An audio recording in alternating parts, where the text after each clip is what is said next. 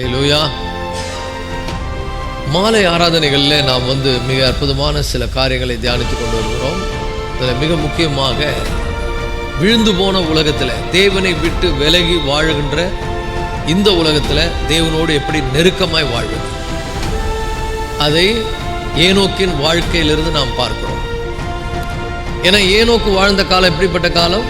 எல்லாரும் தேவனை விட்டு வழி விலகி அவங்க இஷ்டப்படி வாழ்ந்து கொண்டிருந்த காலம். அந்த காலத்தில் ஒரு மனிதன் தேவனோடு மிக நெருங்கிய தொடர்பு உள்ளவராய் தேவனோடு சஞ்சரித்தார் என்று நாம் வாசிக்கிறோம். அதனுடைய விளைவு என்ன? விசுவாசத்தினாலே ஏனோக்கு தேவனோடு சஞ்சரித்து கொண்டிருந்தான். அவன் தேவனோடு சஞ்சரித்து கொண்டிருந்தபடினால் தேவன் அவன் என்ன பண்ணார்? மரணத்தை காணாதபடி தேவன் அவனை எடுத்துக்கொண்டார் என்று வாசிக்கிறோம். அப்போ ஒரு பெரிய சாட்சியாக ஏனோக்கு நிற்கிறார். கடைசி காலத்தில் மரணத்தையே காணாதபடி ஒரு மனிதன் எடுத்துக்கொள்ளப்பட்டான் என்று சொன்னால், அந்த மனிதனுடைய வாழ்க்கையின் மூலம் நம்முடைய வாழ்க்கையை பார்த்து பாடம் கற்றுக்கொண்டு அதன்படி நம்ம வாழணும். அப்போது ஏனோக்கு எப்படிலாம் வாழ்ந்தார் அதை பற்றி நம்ம படித்தோம். அதில் இன்றைக்கி மிக முக்கியமாக நம்ம போன வாரத்தில் பார்த்தோம், தேவன் நம்மை நடத்துகிற விதத்தில் நாம் நடக்கணும். அவர் எந்தெந்த வழியில் நடத்தினாலும் அந்த வழியில் நாம் அவரோடு கூட சேர்ந்து என்ன பண்ணணும்? நடக்கும் பொழுது நாம் தேவனோடு நடக்கிறவர்களாக இருப்போம். நமக்குன்னு ஒரு வழியை வகுத்து கொள்ளக்கூடாது. நாம் விரும்புகிற வழியில் அல்ல, அவருடைய வழியில் நாம் என்ன பண்ணணும்? நடக்க வேண்டும். அதுதான் நம்ம கடந்த நாட்களில் நம்ம பார்த்தோம். அதில் நம்ம ஒரு சில காரியங்களை நான் உங்களோடு பேசினேன். நீங்களும் அதை கேட்டிருக்கிறீங்க. இன்றைக்கி மிக முக்கியமாக நாம் தேவனோடு கூட சேர்ந்து நடக்க வேண்டுமானால் தேவன் நம்முடைய வாழ்க்கைக்கான அந்த திட்டத்தை நாம் கண்டுபிடிக்கணும். நம்முடைய வாழ்க்கைக்கான தேவனுடைய திட்டத்தை நாம் கண்டுபிடிக்க என்ன பண்ணணும்? அதில் மிக முக்கியமான ஒரு கீ வேர்ட், ஒரு திறவுகோல் வசனத்தை பார்த்தோம். ஓசியாவின் புத்தகம் 14ஆம் அதிகாரத்தில் கடைசி வசனம் 8ஆம் வசனத்தில், எவன் ஞானம் உள்ளவனோ அவன் அதை சிந்திக்க கடவன், புத்திமான்கள் உணர கடவர்கள், கர்த்தருடைய வழிகள் செம்மையாயிராதோ. கர்த்தருடைய வழிகள் செம்மையாயிராதோ அப்படின்னா அர்த்தம், எப்பொழுதும் his ways are right, our ways are wrong. மனுஷனுக்கு செம்மையாய் தோன்றும் வழிகள் உண்டு, அதனுடைய முடிவோ மரண வழிகள். ஆனால் அவர் நம்மளை நடத்துகிற வழி பார்த்தீங்கன்னா, அந்த வழி எப்படிப்பட்ட வழியாக இருந்தாலும், கோடலான வழியாக இருந்தாலும் அவர் நேராக்குவார், கரடான வழியாக இருந்தாலும் அவர் சமமாக்குவார், அவர் செம்மையாய் நம்மை நடத்துவார். கர்த்தருடைய வழி அவர் எந்த வழியில் நடத்தினாலும் அது செம்மையானதாக இருக்கும். அப்போ நல்லா புரிந்து கொள்ளுங்கள், அவர் நம்மளை நல்லா நடத்தும் போது அதில் சந்தோஷப்படுவதும், சில கடினமான வழிகளில் நம்மை நடத்தும் போது வேதனைப்படுவதும் கூடாது. அவர் எந்த வழியில் நடத்துகிறார் என்பதை நம்ம அறிந்து உணர்ந்து நடப்பதெல்லாம் நன்மைக்கே அப்படின்னு ஆண்டவருக்கு நன்றி சொல்லி அவர் நம்மை நடத்துகிற வழியில் நடப்பது மிக மிக அவசியம். ராமன் சொல்லுவோமா? இன்னைக்கு அப்போ தேவனுடைய அந்த அமைப்பை, தேவனுடைய அந்த சட்ட அந்த திட்டங்களை, அந்த வடிவத்தை நாம் எப்படி அறிந்து கொள்வது?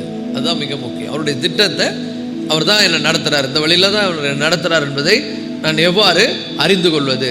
அதில் மிக முக்கியமாக நம்ம பார்க்க வேண்டும் என்று சொன்னால், ரெண்டு விதத்தில் கர்த்தர் நம்ம நடத்துவார். சில நேரங்களில் ஆண்டவர் இரக்கத்தின் பாதையில் நடத்துவார், சில நேரங்களில் ஆண்டவர் சிலுவையின் பாதையிலும் நடத்துவார். இது ரெண்டுமே நமக்கு இருக்கும். சில நேரங்களில் கிருபை நம்மை சூழ்ந்து கொள்ளும், சில நேரங்களில் அந்த கிருபை இருக்கும், பட் ஆனால் அது கிராஸ் ரோடாக இருக்கும். சிலுவை பாதையை என்ன பண்ணும்? இருக்கும். நல்லா புரிந்து கொள்ளுங்கள், கிருபை கூட நமக்கு என்னத்தை கற்றுக் கொடுக்கும்னு சொன்னால், தப்பு செய்வதற்கு நமக்கு லைசன்ஸ் கொடுப்பதில்லை கிருபை. எந்த வழியில் நடத்தினாலும் அவர் என்னை சிட்சிக்கிறார் என்று சொன்னால் அது நம்முடைய நன்மைக்கு. கர்த்தருடைய சிட்சை அற்பமாய் எண்ணாதே, அவரால் கடிந்து கொள்ளப்படும் போது சோர்ந்து போகாதே. தேவன் எவனிடத்தில் அன்பாக இருக்கிறாரோ அவனை சிட்சித்து தாம் சேர்த்துக் கொள்ளுகிற எந்த மகனையும் அவர் சேர்த்துக் கொள்வது போல சேர்த்துக் கொள்ளுகிறார். அப்போ நல்லா புரிந்து கொள்ளுங்கள், அவர் நம்ம ஒரு சிட்சையின் பாதையில் நடத்துகிறார்னா அப்போ நம்ம உணர்ந்து மனம் திரும்பி ஆண்டவருடைய சமூகத்தில் வருவது மாத்திரம் இல்லை, சில நேரங்கள் ஆண்டவர் நம்மளை அவருடைய கிருபையை தந்து, சில பேர்லாம் அப்படி துணிகரம் கொள்ளுறாங்க. கர்த்தருடைய கிருபை இருக்குதுன்னு சொல்லி தொடர்ந்து அவங்க வழியில தான் நடக்கிறாங்க, கர்த்தருடைய வழியில நடக்கிறதில்ல. ஆனா நல்லா புரிந்து கொள்ளுங்கள், இன்றைக்கு நாம் நிற்பதும் நிர்மூலமாகாது இருப்பது அவருடைய கிருபை. அவருடைய கிருபையை உணர்ந்து அந்த கிருபைக்கு அதை புரிந்து கொண்டு, இந்த கிருபை கூட எனக்கு என்ன சொல்லுதுன்னு சொன்னா, இன்னும் நீ சரியாகணும், இன்னும் நீ உன்னை சீர்படுத்தி கொள்ளணும். ரோமருக்கு எழுதின நிருபத்தில் அப்போஸ்தலனாகிய பவுல் மிக அழகாக எழுதுகிறார். 2ஆம் அதிகாரம் 4ஆம் வசனம். ரோமர் 2ஆம் அதிகாரம் 4ஆம் வசனம்.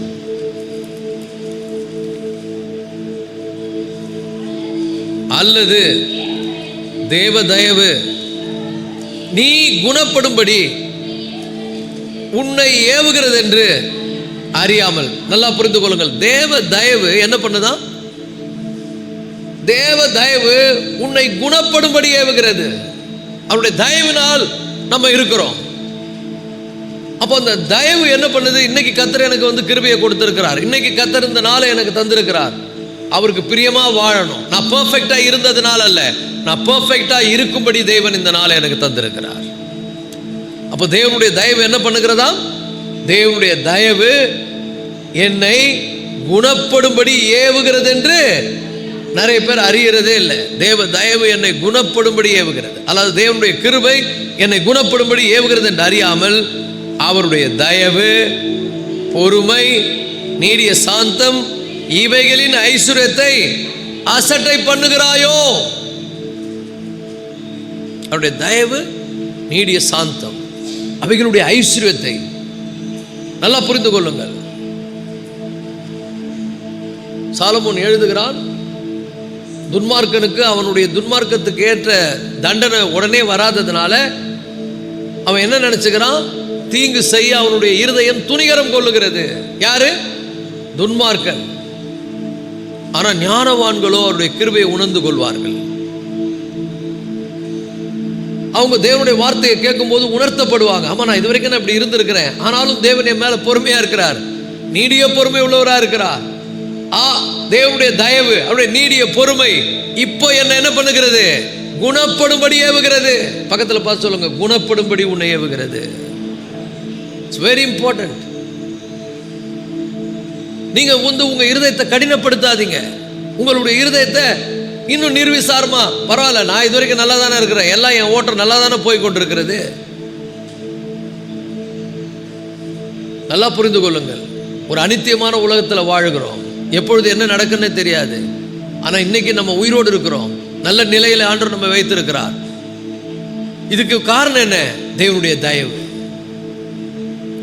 தேவனுடைய தயவு, நீடிய பொறுமை என்ன பண்ணுகிறது? குணப்பட வேண்டும் என்று ஏவுகிறது. குணப்பட வேண்டும் என்று என்னை ஏவுகிறது. அதை அசட்டை பண்ணுவாயோ கேட்கிறார். அறியாமல் அதை அசட்டை பண்ணுவாயோ? அவருடைய தயவு, பொறுமை, நீடிய சாந்தம் இவைகளின் ஐஸ்வர்யத்தை அசட்டை பண்ணுகிறாயோ? அப்ப என்ன அர்த்தம்? நாம தேவனுடைய தயவு, நீடிய பொறுமை, சாந்தம், அவர் பொறுமையா இருக்கிறார். இதுவரைக்கும் நமக்கு அவர் நம்ம மேல அவர் பொறுமையா இருக்கிறார் அப்படின்னு சொன்னா, அவர் கிருபையா இருக்கிறார்னா, அந்த கிருபையை எடுத்துக்கொண்டு இன்னும் துணிகரமா நம்ம வாழ்க்கையில என்ன பண்ணக்கூடாது? நம்ம வழியில போகக்கூடாது. நம்ம என்ன பண்ணணும்? உடனே கர்த்தரிடத்துல ஒப்பு கொடுக்கணும். இன்னைக்கு கர்த்தர் உங்களை உணர்த்துவார்னா உங்க வழிகளை என்ன பண்ணுங்க? அவருக்கு முன்னால செவைப்படுத்துங்கள். மீகாவின் புத்தகத்துல 6ஆம் அதிகாரம் 9ஆம் வசனம். மீகாவின் புத்தகம் 6ஆம் அதிகாரம் 9ஆம் வசனம்.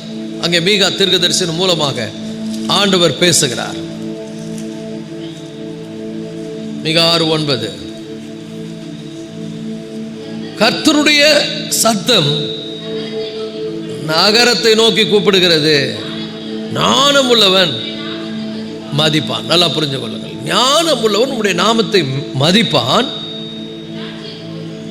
மிலாட்டிற்கும் அதை நியமித்தவருக்கும் செவி கொடுங்கள்.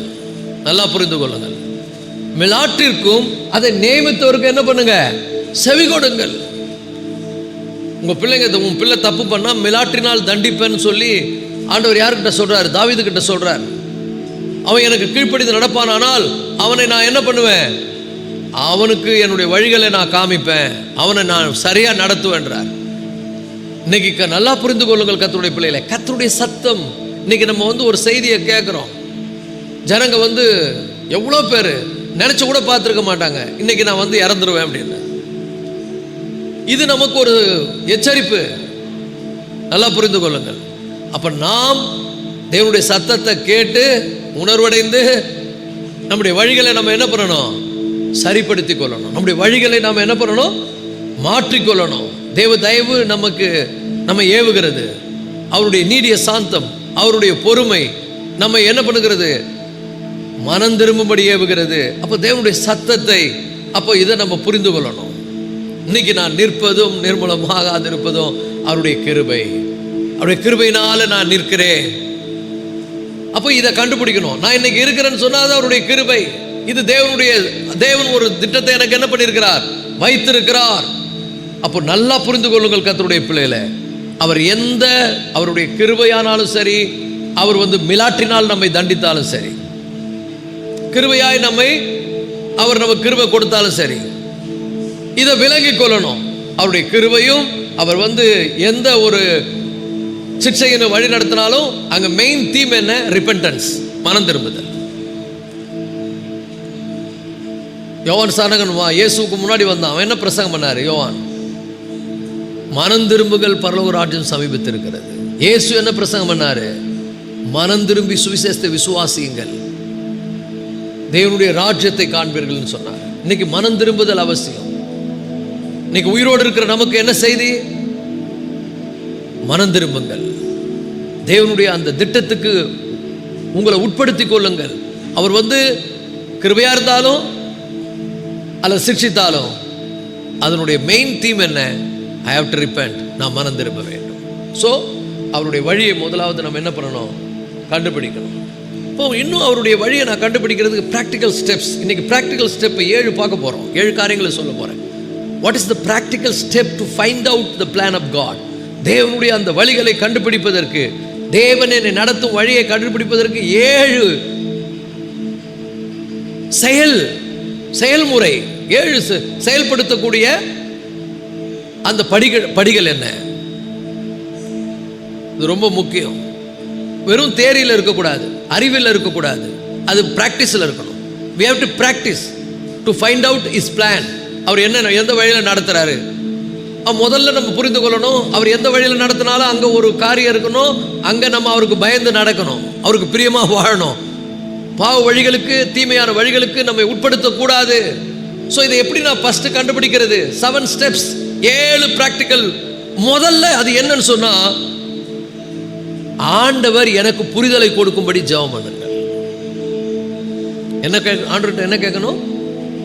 புரிதல். ஆண்டவர் எனக்கு தெளிவை கொடுக்கணும். அப்போ அதனால தான் ப்ரேயர் லைஃப் வந்து ரொம்ப ரொம்ப இம்பார்ட்டன்ட். ப்ரேயர் லைஃப் என்ன? ஆண்டவரே உம்முடைய வழிகளிலே என்னை நடத்துங்க, உம்முடைய வழி எது என்பதை நான் புரிந்து கொள்ளும்படி செய்யுங்க, நான் என் வழியில போகாதபடி எனக்கு உணர்வை கொடுங்க.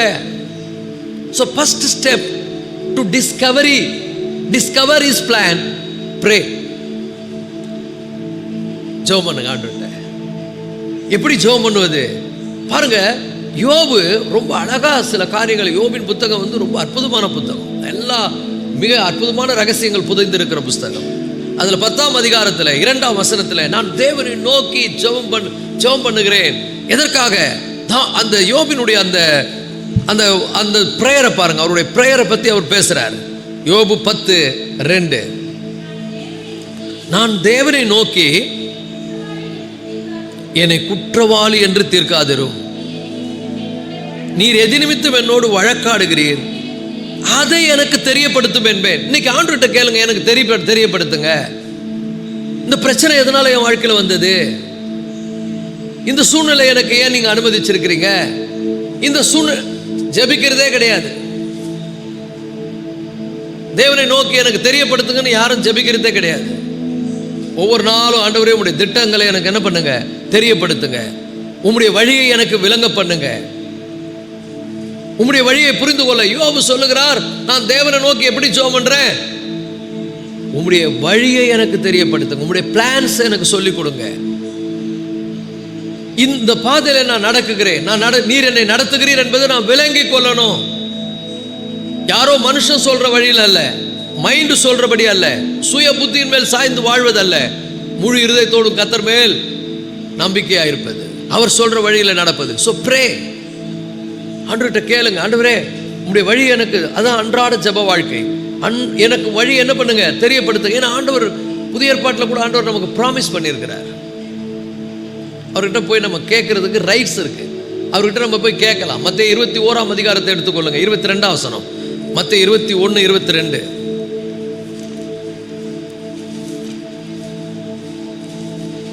ஆண்டவர் அழகா கற்றுக் கொடுக்கிறார்.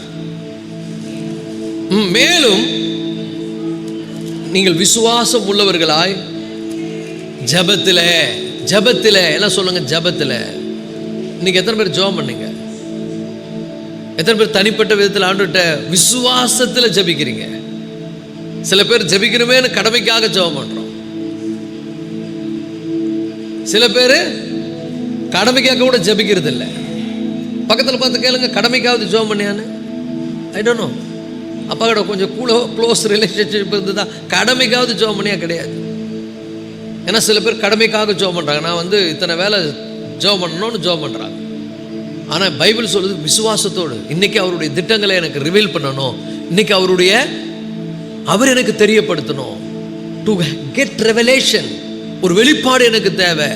நான் வேதத்தை வாசிக்கும் போது எனக்கு அவர் பேசணும். இது மிக மிக முக்கியம். அப்ப விசுவாசத்தோட ஆண்டவருடைய சமூகத்துக்கு போய் இந்த நாள்ல, ஆண்டவரே உம்முடைய திட்டங்களை எனக்கு தெரியப்படுத்துங்க, நான் நடக்க வேண்டிய வழியை எனக்கு காண்பீங்க. ஏன்னா அவர் வாக்கு கொடுத்திருக்கிறார், நான் உண்மையில் கண்ணை வைத்து உனக்கு ஆலோசனை சொல்லுவேன், நீ நடக்க வேண்டிய வழியில உன்னை நடத்துகிற உன் தேவனாகிய கர்த்தர் நானே. சொன்னவர் செய்ய வல்லவர். ஆனா நாம விசுவாசத்தோடு, மேலும் நீங்கள் விசுவாசம் உள்ளவர்களாய் ஜெபத்திலே எவைகளை கேட்பீர்களோ அவைகளை எல்லாம் பெறுவீர்கள். அல்லேலூயா. அப்ப ஜெபம் ரொம்ப முக்கியம். ஜெபிக்கணும். எப்படி ஜெபிக்கணும்? விசுவாசத்தோடு ஜெபிக்கணும்.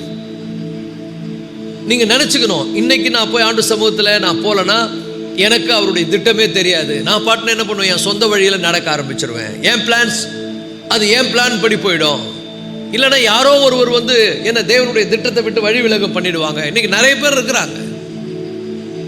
உண்மையாகவே நீங்கள் தேவனோடு நடக்கணும்னா முதல்ல நல்லா புரிந்து கொள்ளுங்கள். ஃபர்ஸ்ட் ஸ்டெப் அவருடைய திட்டத்தை புரிந்து கொள்வதற்கு ப்ரே ஃபார் த ரெவலேஷன். அவர் உங்களுக்கு வெளிப்பாடை கொடுக்கும்படி, அவர் உங்களுக்கு வெளிப்படுத்தும்படி, அவர் உங்களுக்கு காரியங்களை தெரிவிக்கும்படி. உங்க ஃபேமிலியில் என்ன நடக்க போகுது, கர்த்தாவே எனக்கு வெளிப்படுத்துங்க. என் பர்சனல் லைஃப்ல என்ன நடக்க போகுது, எனக்கு வெளிப்படுத்துங்க. இந்த சூழ்நிலை எப்படி வந்தது, ஏன் வந்தது, எனக்கு வெளிப்படுத்துங்க. ஆண்டவரிடத்தில் கேளுங்கள், அவர் நிச்சயம் உங்களுக்கு வெளிப்படுத்துவார். அல்லேலூயா. அற்புதமாய் நடத்துவார். நம்முடைய தேவன் அற்புதமானவர். விசுவாசம் உள்ளவர்களாய் அவரிடத்துல போய் நாம் கேட்டால் அவர் தம்முடைய வழிகளை நமக்கு அறிவிப்பார். The first step to pray. எப்படி ஜெபம் பண்ணணும்? விசுவாசம் உள்ளவர்களாய் நீங்க ஜெபிப்பது. ஆசாப் தாவீதுடைய அரண்மனையில ஆசான புலவராய் அமர்த்தப்பட்ட ஆசாப்பினுடைய ஜெபம் என்ன? கன்ஃபியூஷன் வந்துருது, அவருக்கு குழப்பம் வந்துருது, அவருக்கு புரியல. அவர் போராட்டங்களையும் பிரச்சனைகளையும் அவர் சந்திக்கும் பொழுது அவர் மனசு அப்செட் ஆகுது. நம்ம கூட இன்னைக்கு நிறைய நேரங்களில் பிரச்சனைகளையும் போராட்டங்களையும் சந்திக்கும் போது நம்ம குழப்பம் அடைகிறோம். நமக்கு வழியே தெரிய மாட்டேன்னுது. நம்மை சுற்றிலும் இருள் சூழ்ந்தது போல ஒரு உணர்வு உண்டாகிறது. எத்தனை பேர் அப்படி ஒரு அனுபவம் உங்களுக்கு இருக்குது? என்னன்னே தெரியல ஆண்டவரே, எனக்கே புரிய மாட்டேங்குது, என் வாழ்க்கையே எனக்கு புரியல, என் பிரச்சனை இவ்வளோ பெருசா இருக்க, எனக்கு ஒரு தெளிவில்லையே. ஆசாப் அதுக்காக ஜெபம் பண்றாரு. ஜெபம் பண்ணி கூட குழப்பம் வந்தது அவருக்கு. இது மாதிரி பார்த்துக்கிறீங்களா? ஜெபம் பண்ணி குழப்பம், ஜெபத்தில் குழம்புவாங்க சில பேர். ஜெபம் பண்ணிக்கிட்டே இருப்பாங்க, குழப்பக்காரன் பிசாசு மைண்டில் எதனா ஒன்று போட்டு போயிடுவான். நீ உத்தமமே கிடையாது, நீ என்ன இப்படி ஜெபம் பண்ணுறன்னா போச்சாங்க, ஜெபமே முடிஞ்சு போச்சு. சில நேரங்களில் பிரச்சனை மேலோங்கி தலையில் நம்முடைய மனசில் வரும்பொழுது ஜெபத்தினுடைய வலிமை குறைந்து போகிறது. போராட்டம் வரும்பொழுது சில நேரங்களில் நம்ம யோசித்து நம்ம அறிவில் என்ன பண்ணுவோம், எடை போட்டு பார்ப்போம். என்னப்பா அநியாயம் பண்ணுறவங்களாம் நல்லா இருக்கிறான், ஆனால் ஆண்டவருடைய பிள்ளை எனக்கே அப்படின்னு. ஆசாப்புக்கு அந்த மாதிரி ஒரு சூழ்நிலை வந்துருச்சு. அவர் யோசித்து பண்ணி பார்த்து கலங்குறார். சங்கீதம் 77ஆம் அதிகாரத்தில் முழுவதும் நீங்கள் வாசித்தீங்கன்னா அதில் அவருடைய அந்த குழப்பத்துக்கான அந்த ஜெபத்தை பார்க்குறோம். நம்ம என்னத்தையும் படிக்க முடியாது, இன்னைக்கு ஒரே ஒரு வசனத்தை பார்ப்போம். அதில் 6ஆம் வசனம், சங்கீதம் 77:6. ராக்காலத்தில் என் சங்கீதத்தை நான் நினைத்து என் இருதயத்தோட சம்பாஷித்துக் கொள்கிறேன். ஆசாப் ரொம்ப நல்ல மனுஷன். அவருடைய சங்கீதங்கள்லாம் படிச்சீங்கன்னா இவர் நிறைய கன்ஃபியூஷன்லேயே இருக்கிறார். 73ஆம் சங்கீதம் ஆசாப் சங்கீதத்தை படிச்சிருக்கீங்களா? அதில் அவர் சொல்றாரு, சுத்த இருதயம் உள்ள இஸ்ரவேலருக்கு தேவன் நல்லவராகவே இருக்கிறேன்னு ஆரம்பிச்சுட்டு சொல்றாரு, ஆனாலும் என் இருதயம் சறுக்குதலுக்கும் என்னுடைய கால்கள் என் தடுமாற்றத்துக்கும் என்ன பண்ணுச்சு, சற்றே தப்பிட்டுன்றார். இன்னும் நான் குழப்பமாயிட்டேன் அப்படின்றார்.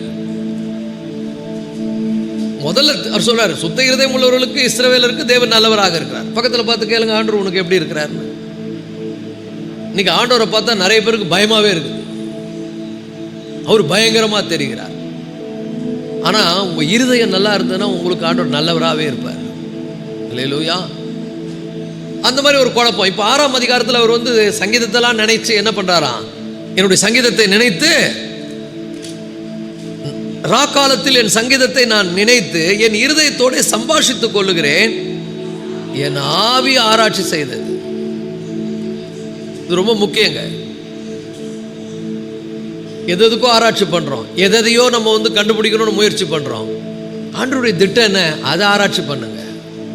உங்க வாழ்க்கைக்கான தேவனுடைய திட்டம் என்ன, உங்க வாழ்க்கைக்கான தேவன் வைத்திருக்கிற வழிகள் என்ன? அவருடைய வழிகள் அற்புதமான வழிகள். அல்லேலூயா. அப்போ இந்த பகுதியில் நமக்கு கற்றுக்கொள்ளுகிற காரியம் என்ன? யோபை குறித்து பார்க்கிறோம். யோபு எனக்கு தெரியப்படுத்துங்க ஆண்டவரே என்று ஜெபிக்கிறாரு. இயேசு நமக்கு சொல்லுகிறார், விசுவாசம் உள்ளவர்களாகி நீங்கள் ஜெபத்தில் எவைகளை கேட்பீர்களோ அவைகள் எல்லாம் என்ன பண்ணுவீங்க, பெறுவீர்கள். எதுக்கு ஜெபம் பண்ணே தெரியாது. ஆண்டவரே உங்களுடைய வழி எனக்கு காண்பீங்கலாம் நிறைய பேர் இப்போ ஜெபம் பண்ணுறதில்ல. ஆண்டவரே எனக்கு இதை கொடுங்க அதை கொடுங்க லிஸ்ட்டு தான் போடுறோம். ஆசாப்பினுடைய ஜெபம் என்ன? நான் என்னுடைய ஆவி ஆராய்ச்சி செய்தது, to find out God's plan. தேவனுடைய திட்டத்தை புரிந்து கொள்வதற்கு, தேவனுடைய வெளிப்பாடை பெற்றுக்கொள்வதற்கு என் ஆவி ஆராய்ச்சி செய்தது. என் சங்கீதத்தை நினைத்து நான் என்ன பண்றேன், நான் என் ஆவியில நான் ஆராய்ச்சி செய்கிறேன்றார். இப்போ முதல் ஸ்டெப் என்னது? Pray for the discovery. ஜெபத்துக்காக நீங்க என்ன பண்ணுங்க, ஒரு வெளிப்பாடை பெற்றுக்கொள்ள, தேவன் உங்களுக்கு அதை வெளிப்படுத்த என்ன பண்ணுங்க, ஜெபம் பண்ணுங்க. அல்லேலூயா. ரெண்டாவது என்ன தெரியுமா? உங்க வழிகளை என்ன பண்ணுங்க, சிந்தித்து பாருங்கள். உங்க வழிகளை சிந்தித்து பாருங்கள். ஆகாய் புத்தகத்தில் ஆகாய் தீர்க்கதரிசி சொல்றாரு, நாங்க அதிகம் சம்பாதிக்கிறோம், ஆனா கொஞ்சம் அதிகம் சம்பாதிக்கிறோம், என் கையில பணம் நிக்கல. நீங்க ஆகாய் புத்தகம் சிறிய புத்தகம், அதுல ஃபுல்லா அதுதான். அப்புறம் நாங்க என்ன பண்றோம், சம்பாதிக்கிற பணத்தை பொத்தலான் பாக்கெட்ல போடுற மாதிரி இருக்குது. நாங்கள் புசித்தும் திருப்தி அடையவில்லை, குளிர் காய்ந்தும் எங்களுக்கு குளிர் விடவில்லை அப்படின்னு நீங்க சொல்றீங்க. ஏன் என்று கேட்கிறீர்கள். இவங்க கேட்குறாங்க ஆண்டவர்கிட்ட, ஆண்டவரே என்ன ஆண்டவரே எங்களுக்கு திருப்தியே இல்லையே, நாங்கள் நல்லா தானே இருக்கிறோம், எங்களுடைய சூழ்நிலை இப்படி இருக்குதே, எல்லாம் இருக்குதே. அப்போ ஆகாய் தீர்க்கதரிசி மூலம் ஆண்டவர் சொல்றாரு, உங்கள் வழிகளை சிந்தித்து பாருங்கள். நான் ஆமேனே வரமாட்டேன், எல்லாரும் முறைச்சிக்கிறீங்க. அப்படியே பக்கத்தில் பார்த்து சொல்லுங்க, உங்க வழிகளை சிந்தித்து பாருங்க. என்ன வழியில போயிட்டு இருக்கிறோம்? நம்ம பாட்டுக்குன்னு சில பேர்லாம் என்னென்ன அவங்களுக்கு என்னெல்லாம் தோணுதோ அதெல்லாம் செய்வாங்க, என்னெல்லாம் விருப்பமோ அதெல்லாம் செய்வாங்க. கடிவாளம் போட்ட குதிரை போல. நல்லா புரிந்து கொள்ளுங்கள், நம்முடைய வழி எப்படின்னா ஆண்டவருடைய வழியில தான் நோக்கமா இருக்கணும்.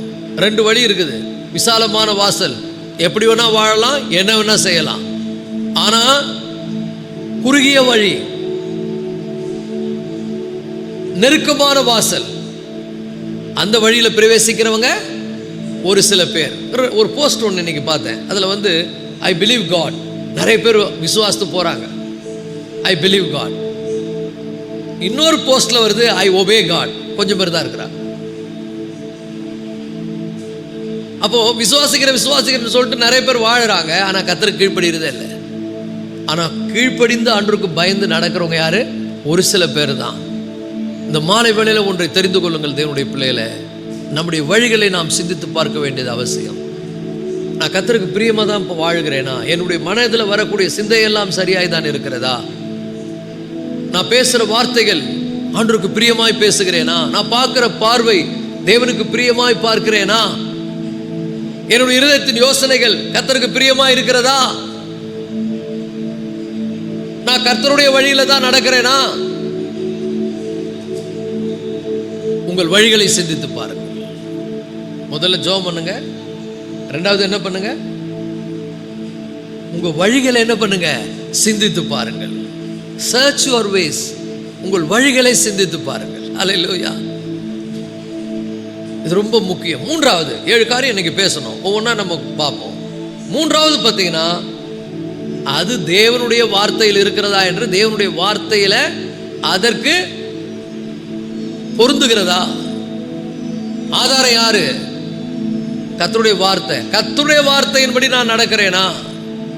நீங்க நிறைய பேர் என்ன பண்றாங்க?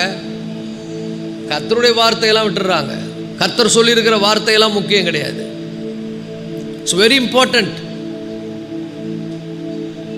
இது கர்த்தருடைய வார்த்தையில சொல்லப்பட்டிருக்கிறதா?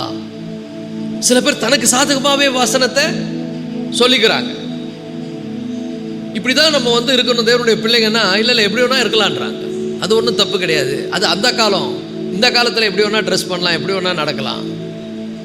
இல்லை, ரொம்ப முக்கியம் கர்த்தருடைய பிள்ளைகளை நம்முடைய நம்முடைய நம்முடைய the way we live, நம் வாழ்கின்ற வாழ்க்கை தேவனுக்கு தேவ பக்தி உள்ளவர்களாய் வாழணும். அல்லேலூயா. தேவ பக்தி உள்ளவர்களுக்கு ஏற்றது போல நம்மை அலங்கரித்துக் கொள்ளணும். இன்னைக்கு தேவ பக்தியெல்லாம் அதெல்லாம் முக்கியம் கிடையாது. இன்னைக்கு கலாச்சாரம் சீர் கெட்டு கிடக்கிறது. நமக்குன்னு ஒரு ஒழுக்க அவசியம். தேவ பக்தி உள்ள ஒழுக்கம். நான் கர்த்தருடைய பிள்ளை. நான் 24 மணி நேரம் என் வாழ்க்கையை மீடியாவிலையும் சீரியல்லையும் நான் போக்கக்கூடாது. நான் கர்த்தருடைய பிள்ளை. நான் ஜெபிக்காம வாழக்கூடாது. நான் கர்த்தருடைய பிள்ளை. ஏன்னா வேதம் எனக்கு சொல்லுது, நீங்க என்ன பண்ணுங்க? அதிகாலையில் அவரை தேடுங்க. முதலாவது கர்த்தரை தேடுங்க. முதலாவது தேவனுடைய ராஜ்யத்தையும் அவருடைய நீதியையும் தேடுங்க. முதல்ல கர்த்தர், ஃபர்ஸ்ட் காட். எங்கிருந்து இந்த ஐடியா வருது எனக்கு? It's from the word. தேவனுடைய வார்த்தையிலிருந்து எனக்கு சொல்லப்படுகிறது. ஆனா இன்னைக்கு நிறைய பேர் என்ன நினைக்கிறாங்க? இட்ஸ் ஓகே, நான் ஜெபிக்கலனா ஓகே, நான் வேதத்தை வாசிக்கலனா ஓகே, நான் ஆலயத்துக்கு வரலனா ஓகே. எவ்வளவு ஒரு, ஏன்னா இன்னைக்கு எல்லாம் மாடர்ன். இன்றைய காலம் எப்படி இருக்குன்னு சொன்னா, நவ நாகரிகம் என்கிற பேர்ல நாசமான காரியங்களை செய்கிற ஒரு காலமா இருக்கிறது. நல்லதே யாருக்கும் என்ன பண்றது இல்ல, தெரியறது இல்ல. கெட்டது ஈஸியா வருது. கெட்டதை சொல்லிக் கொடுக்க யாருமே தேவையில்லை. ஆனா நல்லதை சொல்லி கொடுத்தாலும் ஏற மாட்டேன். அப்ப நல்லா புரிந்து கொள்ளுங்கள் கர்த்தருடைய பிள்ளைகளே. கர்த்தருடைய வார்த்தையின்படி நாம் வாழணும். கர்த்தருடைய வார்த்தை நமக்கு என்ன சொல்லுதோ அதுக்கு கீழ்ப்படியணும். அப்ப கர்த்தருடைய வார்த்தையில இல்லைன்னா அது சரியான தேவனோடு நடக்கிறதுன்னு சொல்ல முடியாது. அப்ப கர்த்தருடைய வார்த்தையின்படி செய்கிற அல்லது நடக்கிற உத்தம மார்க்கத்தார் பாக்கியவான்கள். தாவீது சொல்லுகிறான், கர்த்தருடைய வார்த்தையின்படி நடக்கிற உத்தம மார்க்கத்தார் பாக்கியவான்கள், அவர்கள் அவர் வழியில் நடக்கிறார்கள். ஆமென் சொல்லுங்களேன். அப்பப்ப பேசுங்க. நீங்களும் பேசணும், நானும் பேசணும். நானே பேசியிருந்தேன் அப்படி. உம்முடைய வசனம் என் கால்களுக்கு தீபமும் என் பாதைக்கு வெளிச்சமா இருக்கிறது. அவர் நம்மை என்ன பண்ணுவாராம்? புல்லுள்ள இடங்களில் மேய்த்து அமர்ந்த தண்ணீர் நடத்தி நீதியின் பாதையில நடத்தி நம்மை நடத்துகிறவர். அல்லேலூயா. பைபிள் ஸ்டடியில ஒரு போதகர்னு சொன்னா அவருடைய வேலை என்னன்னு சொன்னேன். ஒரு போதகர் ஏதோ தன்னுடைய மந்தைய மேய்க்கிறவர் மட்டும் இல்ல, அந்த மந்தையை நடத்துகிறவர் மட்டும் இல்ல, அந்த மந்தையை பாதுகாக்கவும் செய்யணும். To lead, to provide, to protect. இதுதான் ஒரு மேய்ப்பனுடைய வேலை. ஆண்டவர் நம்மளை அப்படி தான் பண்ணுவார். அவர் நம்ம என்ன பண்ணுவார்? போஷிப்பார், நம்மை நடத்துவார், நம்மை பாதுகாப்பார், தப்பான வழிக்கு போக விட மாட்டார், தப்பு பண்ணா உணர்த்துவார். எப்படி? உம்முடைய வசனத்தின்படி என்னை உணர்வுள்ளவனாக்கும், தாவீதின் ஜெபம். அப்போ நம்ம வார்த்தையில தேறினவர்களா இருக்கணும், வசனத்துல தேறினவர்களா இருக்கணும். வசனம் நமக்கு தெரியணும். இது கர்த்தருடைய வார்த்தையில இருக்குதா? கர்த்தருடைய வார்த்தையில இல்லாத எதையுமே செய்யக்கூடாது. கர்த்தர் நமக்கு எதை சொல்லி இருக்கிறாரோ அதன்படி தான் நான் நடப்பேன். ஒரு ஆமென் சொல்லுவோமா? 3 விஷயங்கள் சொல்லுங்க பார்க்கலாம். தேவனுடைய திட்டத்தையும் வழியையும் புரிந்து கொள்வதற்கு நாம செய்ய வேண்டிய முதல் விஷயம் என்னது? First pray. செகண்ட் என்னது? உங்க வழிகளை சிந்தித்து பாருங்கள். மூன்றாவது என்னது?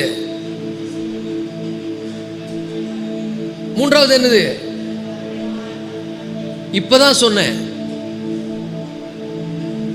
அதுக்குள்ளேயே மைண்ட்ல இருந்து நமக்கு என்ன பண்ணுது? பறந்து போகிறது. தேவனுடைய வார்த்தையோடு ஒப்பிட்டு பாருங்கள். ஒரு ஆமென் சொல்லுங்க. நான்காவது என்னது? உங்களுடைய மனசாட்சியை கவனியுங்கள். Listen to your conscious. எதை கவனிங்க? உங்க மனசாட்சியை கவனியுங்கள். இன்னைக்கு நிறைய பேருக்கு மனசாட்சியே இல்லை. பைபிள் என்ன சொல்லுது? அநேகர் என்ன பண்ணிட்டாங்களாம்? தங்களுடைய விசுவாசம் என்கிற கப்பலை சேதப்படுத்தி தங்களுடைய மனசாட்சி என்ன பண்ணாங்க? மனசாட்சியை கெடுத்ததுனால விசுவாசம் சேதம் ஆயிடுச்சுன்றார். தீமோத்தேயுல பவுல் எழுதுறார் இல்ல, மனசாட்சி ரொம்ப முக்கியம். நல் மனசாட்சி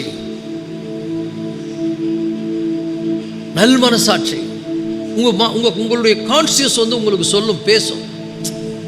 அப்ப கான்சியஸை கிளியரா வைத்துக் கொள்ளணும். சில பேருக்கு அந்த மனசாட்சி கெட்டு போச்சு. விசுவாசம் என்னும் கப்பலை சேதப்படுத்திட்டாங்க, மனசாட்சியை கெடுத்துட்டாங்க. அது பேசுறதே இல்லை.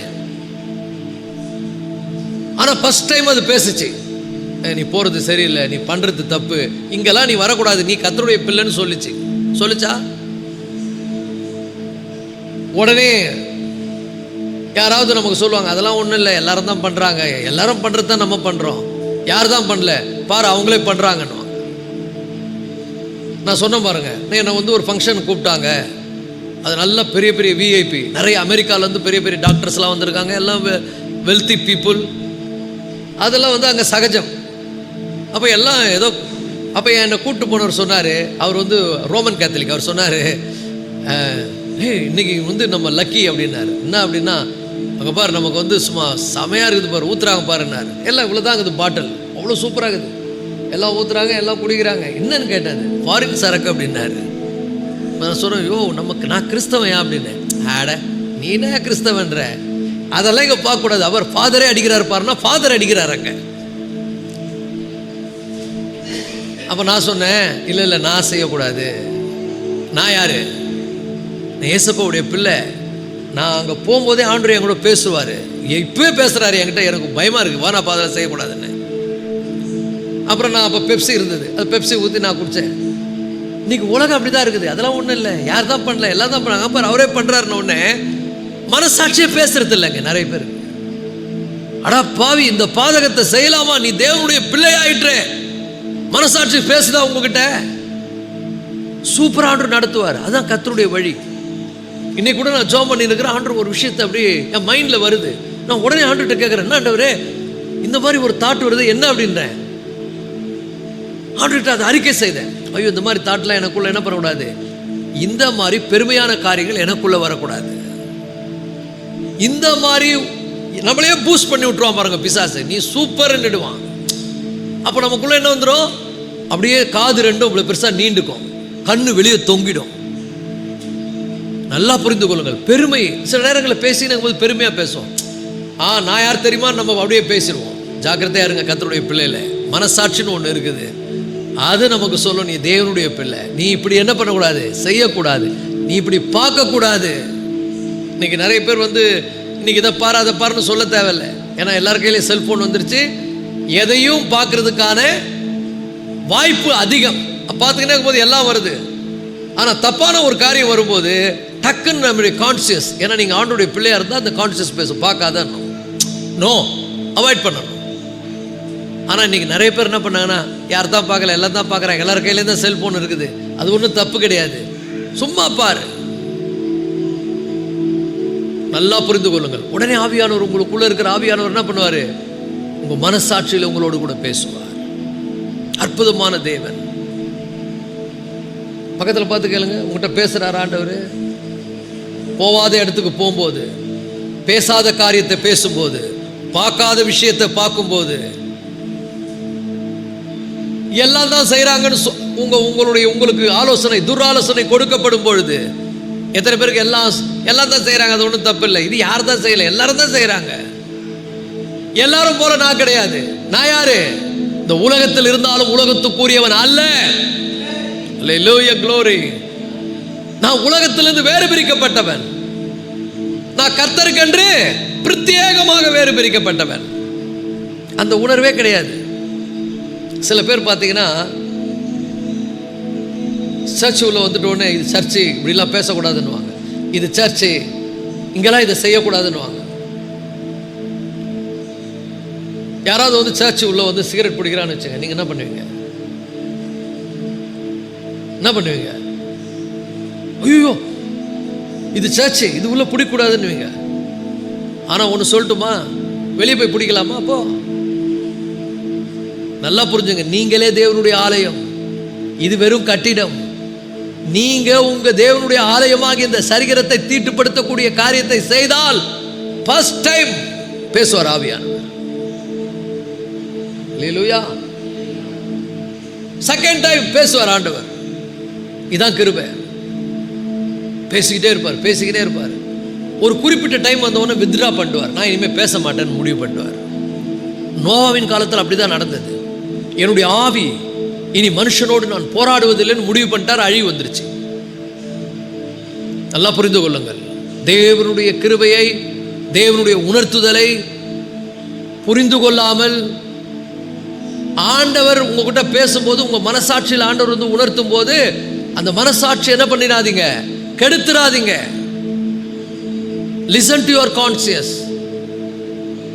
நீங்க வேலை செய்யற இடத்துல, படிக்கிற இடத்துல, அல்லது பழகுகின்ற இடத்துல நீங்க இருக்கும் பொழுது நீங்க எப்படி நடந்துக்கிறீங்க, தப்பு செய்யும் போது ஆவியானவர் உங்களை உணர்த்துவார். பக்கத்தில் பார்த்து கேளுங்க, மனசாட்சி இருக்குதா? மனசாட்சி வேலை செய்தா? நிறைய பேருக்கு வேலை செய்யல. முன்னாடி வேலை செய்தது இப்ப இல்ல. மனசாட்சி என்ன ஆயிடுச்சு? கெட்டு போச்சு. கர்த்தருடைய பிள்ளைகளே, நம்முடைய conscious, listen to your conscious, இது பயங்கரமா வேலை செய்யும், சூப்பரா வேலை செய்யும். ஒரு உதாரணம் சொல்றேன் பாருங்க. ஆதியாகம புத்தகத்துல 42ஆம் அதிகாரத்துல நீங்க வாஸ்து பார்த்தீங்கன்னா, அங்கே யோசேப்பினுடைய சகோதரர்கள் யோசேப்பை சந்திக்க வருகிறார்கள். ஒரு மிக அற்புதமான ஒரு காட்சி. அங்கே யோசேப்பு வந்து எப்படி இருக்கிறாரு? ஆளே மாறிட்டார். ஏன்னா சின்ன பையன்ல அவரை வந்து என்ன பண்ணிட்டாங்க, அவருக்கு துரோகம் பண்ணி அவரை வந்து கெடுக்கணும்னு பிளான் பண்ணி அவரை குழியில போட்டு, அதுக்கப்புறம் அவரை இஸ்மவேல் இடத்துல விட்டு அவர் போயிட்டாருன்னு நினைச்சிட்டாங்க, அவர் இல்லைன்னு நினைச்சிட்டாங்க. ஆனா தேவன் அற்புதமான திட்டத்தோடு யோசேப்பை கொண்டு போகிறார். தேவன் அற்புதமாய் யோசேப்பை என்ன பண்றார்? எகிப்துல பார்வோனுக்கு நெக்ஸ்ட் ஒரு லெவலுக்கு வச்சிடுறார். இப்ப ட்ரெஸ் எல்லாம் மாறி போச்சு, ஆளும் வளர்ந்துட்டாரு. முன்னாடி மீசகிச எல்லாம் இருந்து இப்ப மீசகிச எல்லாம் வந்து சும்மா ஆள் ரொம்ப அழகான ஒரு ஸ்ட்ரக்சர் உள்ள ஒரு நல்ல ஒரு பெரிய வாலிபனா மாறிட்டாரு. அவருடைய ட்ரெஸ்ஸை பார்த்தா அவரை வந்து தெரியுது ஒரு பெரிய ஆபீசர்னு. அங்க வந்து நிக்கிறாங்க எல்லாரும். அப்போ யோசேப்பு கண்டுபிடிச்சிட்டாரு, இவங்க யாரு? ஏற்கனவே வந்தாங்கல்ல, அவங்க ஏற்கனவே சொல்லிட்டாங்க, நாங்கள் 12 பேர், அதில் ஒருத்தன் இறந்துட்டான், ஒருத்தன் எங்கள் அப்பா கூட இருக்கிறான், எங்கள் அப்பா அவனை அனுப்ப மாட்டேன்றாரு. இல்லை இந்த வாட்டி நீங்கள் அவனை கூட்டு வாங்கினார். கூட்டு வந்த உடனே என்ன பண்ணிட்டாரு? அவங்களுக்கு எல்லாருக்கும் அவங்கவுங்க சாக்கில் எல்லாத்தையும் போட்டு பணத்தையும் போட்டு அனுப்பிட்டு கூடவே போலீஸ் அனுப்பிட்டார். அதிகாரிகளை அனுப்பி பாதி வழியில் கைது பண்ணி கொண்டு வந்துட்டார். கைது பண்ணி கொண்டு வந்த உடனே அப்படியே இவங்கெல்லாம் நடுங்கிறாங்க. ஐயோயோ அப்போதான் மனசாட்சியே வேலை செய்யுது. அது வரைக்கும் பாவிங்களுக்கு வேலை செய்யல. அப்பதான் கான்சியஸ் பேசுது, டே நம்முடைய சகோதரன் நமக்கு பண்ண துரோகம் இன்னைக்கு நமக்கு பலிக்குதுரா. அவன் நம்மளை கெஞ்சி கேட்ட பொழுது நாம அவனுக்கு இறங்காமல் அவனுக்கு என்ன பண்ண, அநியாயம் பண்ணுமே. சில பேருக்கு வாங்கினாவாச்சும் திருந்துவான்னு பார்த்தா திருந்த மாட்டேன்றாங்க. இவங்களுக்காவது பிரச்சனை வந்த உடனே புரிஞ்சு போச்சு நம்ம பண்ணதுனால தான் இந்த விளைவுகள். இன்னைக்கு நான் சொல்றேன் கர்த்தருடைய பிள்ளைகளை, உங்க மனசாட்சி பேசும்போது அது பேசுறதுக்கு இடம் கொடுங்க, அதுக்கு செவி கொடுங்கள். இது தேவன் உங்களுக்குள்ள வைத்திருக்கிற ஒரு அற்புதமான signal. It's a signal that you are doing bad things. நீ தேவனுடைய சித்தத்தை விட்டு வெளியே போகிறாய் என்பதற்கான சிக்னல் அது. நீ தப்பு பண்றன்றதை உணர்த்துவதற்கு கர்த்தர் கொடுத்திருக்கிற சிக்னல். டேஞ்சர் லைட் போடும், டக்குன்னு போடும், போகாதன்னு. அப்ப நல்லா புரிந்து கொள்ளுங்கள், இந்த கான்சியஸ் படி நடந்து கொள்வது ரொம்ப முக்கியம். அதுதான் கர்த்தர் அதை கொடுத்திருக்கிறார். இன்னைக்கு நிறைய பேருக்கு அந்த கான்சியஸ் பேசுறதே இல்லை. அந்த வசனத்தை வாசிப்போமே, 42:21 ஆதியாகமம். நம்முடைய சகோதரனுக்கு நாம் செய்த துரோகம் நம்மேல் சுமந்தது. கான்சியஸ் பேசுது. இப்போ அவன் நம்மை கெஞ்சி வேண்டிக் கொண்ட போது அவனுடைய மன வியாகுலத்தை நாம் கண்டு செவி கொடாமல் போனோமே, ஆகையால் இந்த ஆபத்து நேரிட்டது. அப்பதான் பேசுது மனசாட்சி. இன்னைக்கு சில பேருக்கு மனசாட்சியே பேசுறது இல்லை. எப்போ பேசுது? பிரச்சனை வரும்போது பேசுது. பக்கத்தில் பார்த்து சொல்லுங்க, இது வரைக்கும் மனசாட்சி உங்கள்கிட்ட பேசியிருக்குதா, உன்னை உணர்த்தி இருக்குதா தெரியல. ஆனால் ஒரு நாள் வரும், அன்னைக்கு பேசும், ரொம்ப ஸ்ட்ராங்காக பேசும். நீ பின்ன விதைச்சியோ அதை தான் நீ அறுக்கிற, நீ என்ன பண்ணியோ அதனுடைய விளைவு இது. அப்போ சொல்லும், அப்போ புரிந்து டூ லேட். இன்றைய ரட்சணை நாள், இன்றைய அனுகிரக காலம். சோதனை நாள் நடந்து போலவும் வனாந்திரத்தில் கோபம் மூட்டினது போலவும் உங்கள் இருதயத்தை என்ன பண்ணாதீங்க, கடினப்படுத்தாதிருங்கள். ஒரு ஆமென் சொல்லுவோமா? அல்லேலூயா. So it's very important to listen to your conscience. உங்களுடைய அந்த உள் உணர்வுகளை, அந்த மனசாட்சியை காண்பது, அதை லிசன் பண்ணுவது ரொம்ப முக்கியம். அது உங்களை தேவனுடைய சரியான வழியில் உங்களை என்ன பண்ணும், நடத்தும். அல்லேலூயா. ஐந்தாவது கர்த்தருடைய பிள்ளைகளை, ஆண்டவர் உங்களை சிட்சிக்கும் போது அந்த சிட்சையை என்ன பண்ணாதீங்க, இக்னோர் பண்ணாதீங்க. கர்த்தருடைய சிட்சையை அற்பமாய் எண்ணாதே. ஏதோ உங்க வாழ்க்கையில் ஒரு இன்சிடென்ட் நடக்கும்போது அது நல்லா புரிந்து கொள்ளுங்கள், அது ஆண்டவர் நம்ம என்ன பண்றாரு, தடுத்து நிறுத்துறார். ஓசியாவின் புத்தகத்தில் சொல்றாரு, நீ உன் வழியை கண்டுபிடிக்காதபடி நான் உன்னுடைய வழியை முள்ளுகளால் என்ன பண்ணுவேன், அடைப்பேன். முள்ளுகளால் அடைப்பாராம். ஏன்? உன் வழியை நீ கண்டுபிடிக்க கூடாது, என் வழிக்கு அப்பதான் நீ வருவ. அப்போ சில நேரங்களில் சில தடைகள், சில காரியங்கள் நம்முடைய வாழ்க்கையில் தடைப்படுகிறது என்று சொன்னால் அது நன்மைக்கே. கர்த்தருடைய சிட்சையை என்ன பண்ணாதீங்க, இக்னோர் பண்ணாதீங்க. அது நன்மைக்காகவே ஆண்டவர் என்ன பண்ணுகிறார், எரேமியாவின் தீர்க்கதரிசியின் மூலம் சொல்றார். 22ஆம் அதிகாரம், எரேமியா தீர்க்கதரிசியின் புத்தகம் 22ஆம் அதிகாரம் 21, 22 வசனம், 2 வசனங்கள். எரேமியா தீர்க்கதரிசி புத்தகம். நல்லா புரிஞ்சுங்க, சுகமா வாழ்ந்திருக்கும் போது ஆண்டவர் பேசுவார், நல்லா இருக்கும்போது கர்த்தர் பேசுவார். ஆனா நிறைய பேர் என்ன பண்ணாங்க, அப்ப கேட்க மாட்டாங்க. இப்ப கூட ஆண்டவர் பேசுறார், நீ ஆரோக்கியமா இருக்கிறே, இப்ப பேசுவார். எப்போ?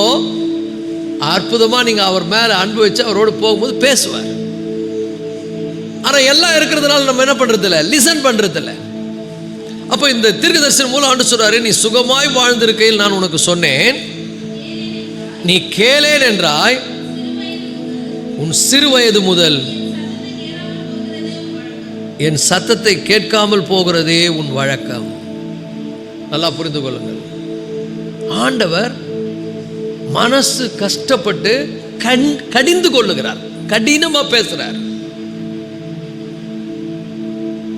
கர்த்தர் நம்மளை கடினமா பேசும்போது சில நேரங்களில் நம்மளை அவர் கண்டிப்பார்,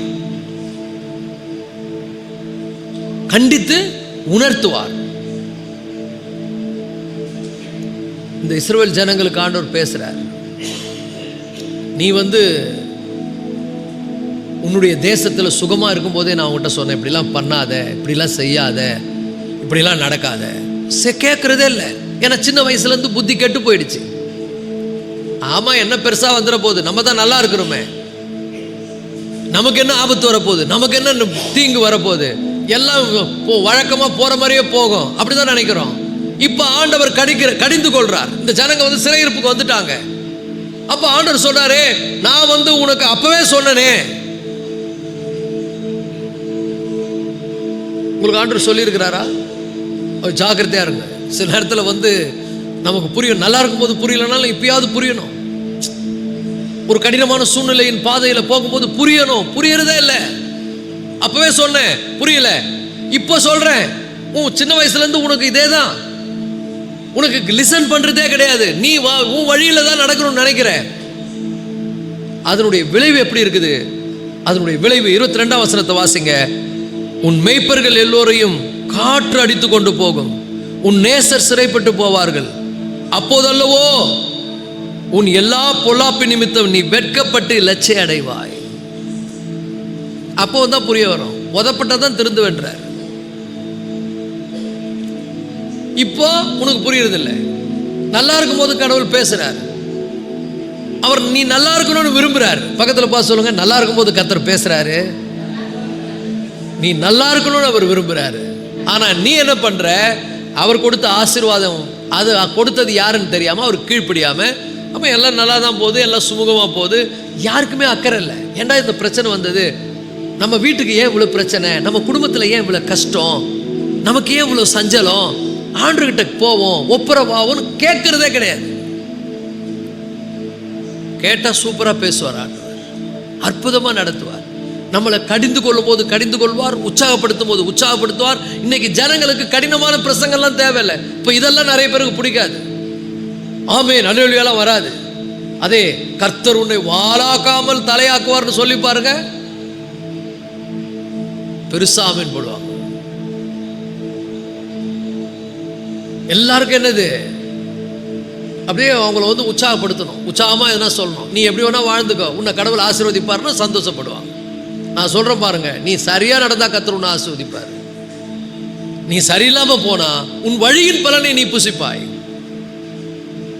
நீ என்ன விதைக்கிறாயோ அதையே நீ அறுப்பாய். நம்ம ஊர்ல அழகான பழமொழிலாம் சொல்லி இருக்கிறாங்க. ஒவ்வொரு பிரசங்கத்திலும் நான் சொல்றேன், எத்தனை பேருக்கு புரியுது தெரியல. திணையை விதைக்கிறவன் திணையே அறுப்பான், வினையை விதைக்கிறவன் வினையே அறுப்பான். நல்லா புரிஞ்சு கொள்ளுங்கள். ஆண்டவர் இதை லாவா வச்சுட்டார், சட்டமா.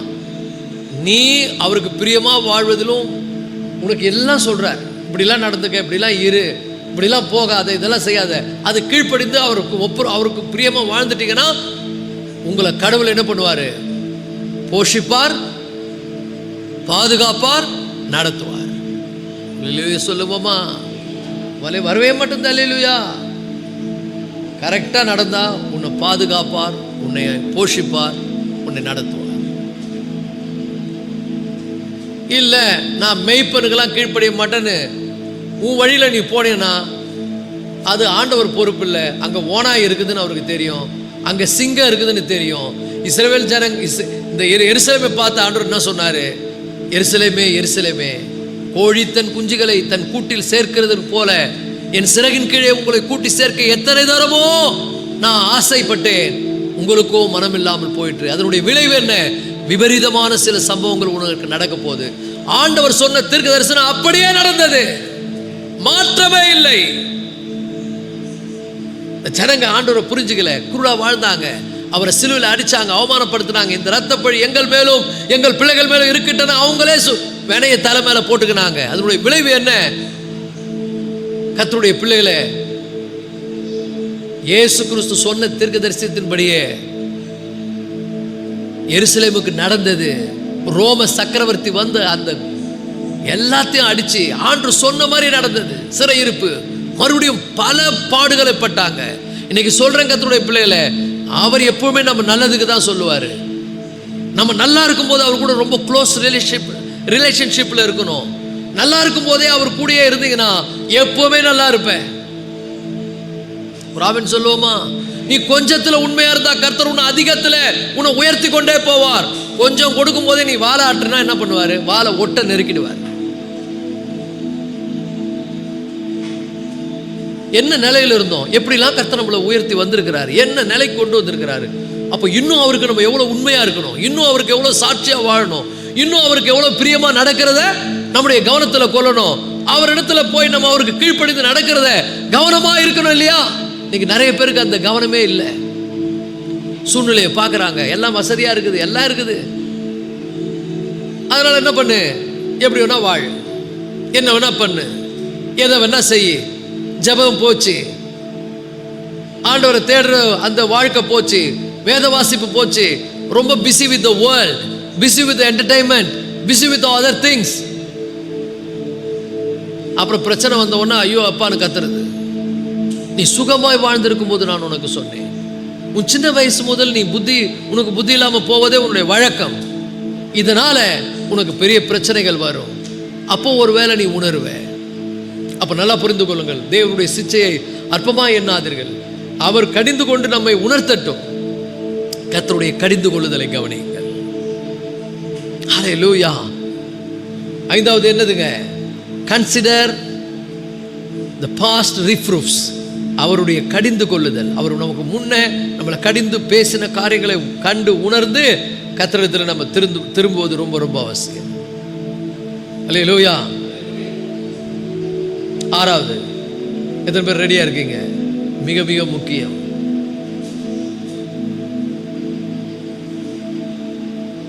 ஆறாவது, நல்லா புரிந்து கொள்ளுங்கள்.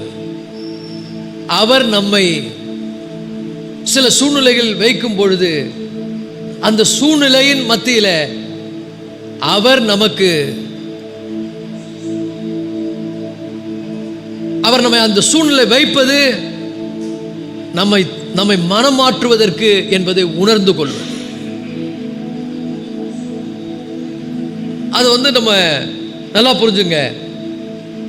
அதை அப்சர்வ் பண்ற ஒரு இந்த சூழ்நிலை, கடவுள் என்னை ஏன் இங்க வைத்திருக்கிறார் அப்படின்னு சொல்லி அதை புரிந்து கொள்வது. ஒரு சூழ்நிலை கர்த்தர் நம்ம வைக்கும் போது அந்த சூழ்நிலையில தேவன் என்னை கொண்டு வந்து வைப்பதனுடைய காரணம் என்ன, அதை நம்ம புரிந்து கொள்வது. இன்னைக்கு நிறைய பேருக்கு அது புரியறது இல்லை,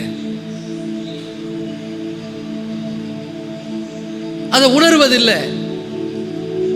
ஆனா சில பேர் உணர்ந்து கொள்ளுகிறார்கள், சில பேர் புரிந்து கொள்ளுகிறார்கள். நான் என்ன பண்ணணும், அதனுடைய விளைவு தான் இது, புரிந்து கொள்ளணும். அதை கடவுளை குறை சொல்லக்கூடாது.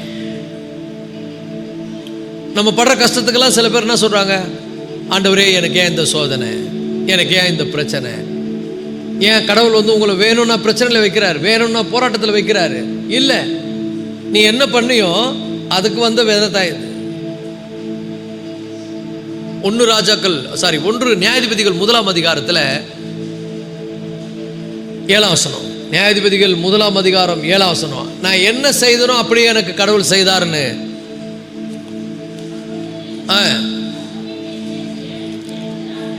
70 ராஜாக்கள் கை கால்களுடைய பெருவிரல்கள் தரிப்பிக்கப்பட்டவர்களாய் பொறுக்கி தின்றார்கள். எப்படி செய்தேனோ அப்படியே தேவன் எனக்கு செய்து சரி கட்டினார் என்றான். அவனை எருசலேமுக்கு கொண்டு போனார்கள், அங்கே அவன் செத்து போனான். இன்னைக்கு நல்லா புரிந்து கொள்ளுங்கள். இதை நம்ம புரிந்து கொள்ளணும். நான் என்ன பண்ணனோ அதுக்கு தான் இது நடக்குது, இதுக்கும் கடவுளுக்கும் சம்பந்தம் கிடையாது. நீங்க எந்த சூழ்நிலை இப்ப இருக்கிறீங்க, நல்லா புரிஞ்சு கொள்ளுங்கள். நீங்க என்ன சூழ்நிலை இருக்கிறீங்க, இந்த சூழ்நிலை இருந்து நீங்க மேல வரணுமா, இந்த சூழ்நிலை கீழே போகணுமா, புரிதல் மிக அவசியம். அதை உணர்ந்து கொள்வது மிக மிக அவசியம்.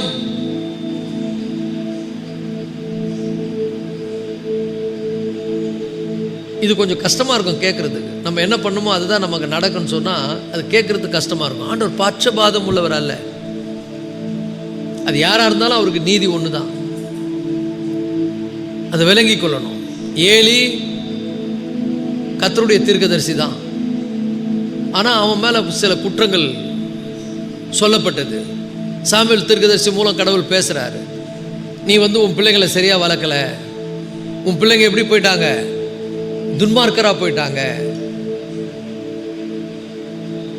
அவன் மேல ஒரு பெரிய பிரச்சனை வந்தது, போராட்டம் வந்தது. இன்னைக்கு நான் சொல்ற கர்த்தருடைய பிள்ளைகளை, சில விஷயங்கள் நம்முடைய வாழ்க்கையில் நடக்கும்போது நம்ம உணர்ந்து கொள்ளணும், நம்ம அதை புரிந்து கொள்ளணும். நான் என்ன செய்தேனோ அதனுடைய விளைவு தான் இது என்பதை நம்ம உணர்ந்து ஆண்டவரிடத்தில் என்ன பண்ணணும், மனம் திரும்புவது ரொம்ப ரொம்ப அவசியம். மனம் திரும்பினா கண்டிப்பாக கர்த்தர் என்ன பண்ணுவார், இரக்கம் படுவார். மனம் திரும்புகிறவர்களுக்கு அவர் இறங்குவார். அப்போ நம்ம தான் நல்லா புரிந்து கொண்டு இந்த சூழ்நிலையிலேருந்து நான் பெட்டர் சூழ்நிலைக்கு போகணும்னு சொன்னால் நான் இருக்கிற நிலைமையை உணர்ந்து கர்த்தரிடத்தில் என்ன பண்ணுவது, ஒப்புரவாவது. அல்லேலூயா. அது ரொம்ப ரொம்ப முக்கியம், அது ரொம்ப ரொம்ப அவசியம். கடைசியாக 7 காரியம். ஏழாவது காரியம் என்னன்னு சொன்னா, நல்லா புரிந்து கொள்ளுங்கள்.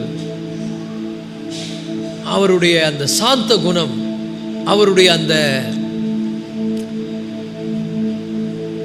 மீக்னஸ் அண்ட் ஜென்டில்னஸ், அவருடைய சாந்த குணம், அவருடைய அந்த அந்த அவருடைய அந்த ஜென்டில்னஸ், அவருடைய பெருந்தன்மை. சாந்த குணம், ஆண்டுடைய பெருந்தன்மை, இதை நம்ம என்ன பண்ணணும்னா அப்சர்வ் பண்ணணும். சங்கீதத்தில் 25ஆம் அத்தியாயத்தில், சங்கீதம் 25:9 தாவீதுனுடைய அனுபவம். 25:9 சாந்த குணம் உள்ளவர்களை நியாயத்தில் நடத்தி சாந்த குணம் உள்ளவர்களுக்கு தமது வழியை போதிப்பார். அப்போ நம்ம புரிந்து கொள்ளணும், இது ஆண்டவருடைய ஸ்டேட்மெண்ட். ஆண்டவர் நமக்கு சொல்லுகின்ற ஒரு காரியம், அனுபவத்திலிருந்து சங்கீதக்காரன் எடுத்து சொல்லுகிறார். சாந்த குணம் உள்ளவர்களை நியாயத்தில் நடத்தி. சாந்த குணம் உள்ளவர்களை நியாயத்தில் நடத்தினான்னு அர்த்தம். இங்க இருக்கிற நீங்க எல்லாரும் சாந்த குணம் உள்ளவர்களா? ஆண்டவர் மோசே குறித்து சொல்லும்போது சொல்றாரு, மோசே தன் தன் தேவனுடைய வீட்டில் எங்கும் எப்படி இருந்தான், சாந்தம். அவனை போல ஒரு சாந்தம் உள்ளவனே காணும்னு சொல்றார், இல்லைன்றார். சாந்த குணம் உள்ள, சாந்தம் என்பது என்னன்னா, ஆங்கிலத்தில் ஒரு பழமொழி சொல்லுவார்கள், meekness is not a weakness. சாந்தமா இருக்கிறதுனால நீ ரொம்ப பலவீனப்பட்டவன் நினைச்சிடாத. நான் சாந்தமா இருக்கிறேன். நல்லா புரிந்து கொள்ளுங்கள், ஒரு சூழ்நிலை வரும்பொழுது அந்த சூழ்நிலையின் மத்தியில நான் போய் அந்த சூழ்நிலைய அதுக்கு நான் பதில் செய்வேன் அப்படின்னு சொல்லாம கர்த்தர் அதை பார்த்து கொள்வார் என்று விட்டு விடுவது. இது ரொம்ப முக்கியம். ஆனால் நிறைய நேரத்தில் நம்ம பிராக்டிஸ் பண்றது இல்லை. இது என்ன ஆகுதுன்னா, நம்ம சில நேரத்தில் உணர்ச்சி வசப்பட்டு உணர்ச்சிக்கு அடிமைப்பட்டு போயிடும். அந்த டைம்ல நம்ம என்ன பண்றோம், நம்மையே அறியாமல் நம்மளை வெளிப்படுத்துறோம். ஆண்டவர் சொல்றாரு, நீ எல்லா இடத்துல என்ன வெளிப்படுத்து, அவரை வெளிப்படுத்தணும். யாராவது உங்களுக்கு ஏதோ துரோகம் பண்றாங்க, உங்களை கேவலமா பேசுறாங்கன்னு சொன்னா அதுக்கு பதிலாக நீங்க பேசாதீங்க. உங்களுக்கு தீமை செய்தவர்களுக்கு என்ன பண்ணாதீங்க, தீமை செய்யாதீங்க. அவங்க என்ன நினைச்சுக்குவாங்க, நம்ம எவ்வளவு தீமை செய்தாலும் இவங்க இப்படிதான் போவாங்க, அவங்க வீக் வெசல் நினைச்சுக்குவாங்க. ஆனா நம்ம மீக்கா இருக்கிறோம், வீக்கா கிடையாது. பக்கத்தில் பார்த்து சொல்லுங்க, மீக்கா இருங்க. ஆனா meekness is not a weakness. அவங்க நினைச்சுக்குவாங்க இவங்க வீக்னஸா இருக்கிறாங்க, அப்ப கண்டுக்காம இருக்கிறாங்க, அவங்க கண்டுக்க மாட்டாங்க. அப்ப ஆண்டவர் சொல்றாரு, நீ மீக்னஸா இருந்தேனா, நீ சாந்த குணம் உள்ளவனா இருந்தேனா, சாந்தமுள்ள தேவன், ஒரு ஆமென் சொல்லுங்க, சாந்த குணம் உள்ளவர்களுக்கு தம்முடைய வழியை அவர் காண்பிப்பார், தம்முடைய திட்டங்களை வெளிப்படுத்துவார். எல்லாரும் எழுந்திருப்போமா? இந்த நல்ல மாலை வேளையில 7 காரியங்களை நம்ம பார்த்திருக்கோம். இந்த 7 காரியங்களை என்ன அப்படின்னா, அவருடைய திட்டங்களை அவர் நமக்கு வெளிப்படுத்துகிற காரியம், அவருடைய பிளான்ஸ், அவருடைய நோக்கங்களை நமக்கு வெளிப்படுத்துகிற காரியம். நாம் கர்த்தருடைய பிள்ளைகளாய் இந்த 7 காரியங்கள் நம்முடைய மனதில் இன்னைக்கு ஆண்டுக்கு முன்னால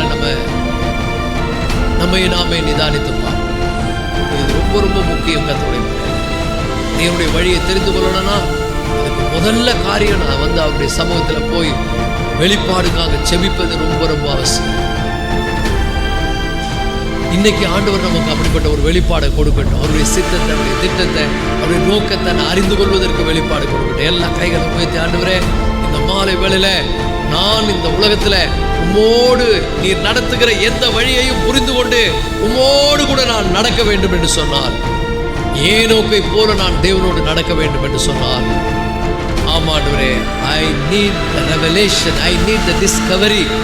ஆமாண்டவரே, எனக்கு உம்முடைய வழியை அறிந்து கொள்வதற்கான வெளிப்பாடு மிக மிக அவசியமானது. ஆமாண்டவரே, நீர் சாந்த குணமுள்ளவர்களுக்கு உம்முடைய வழியை தெரியப்படுத்துகிற தேவன். நீர் சாந்த குணமுள்ளவர்களுக்கு அவர்களை அந்த வழியில நடத்துகிற தேவன். இந்த மாலை வேளையில் ஆண்டவரே, ஒரு சிறு கூட்டமாக நாங்களுடைய சமூகத்தில் கூடி வந்திருக்கிறோம். அப்பா, உம்முடைய வழிகளிலே நீர் எங்களை நடத்துங்க ஆண்டவரே. எங்களுடைய சொந்த வழிகளில் அல்ல, எங்களுடைய மனம் போற போக்கில் அல்ல, இந்த உலகம் எங்களுக்கு காண்பிக்கிற வழியில் அல்ல. கர்த்தாவே, உம்முடைய வழியில நடக்கும்படி எங்களை அர்ப்பணிக்கிறோம் ஆண்டவரே. இந்த மாலை வேளையில எங்களை அர்ப்பணிக்கிறோம் ஆண்டவரே. கர்த்தருடைய வழி செம்மையானதாய் இராதோ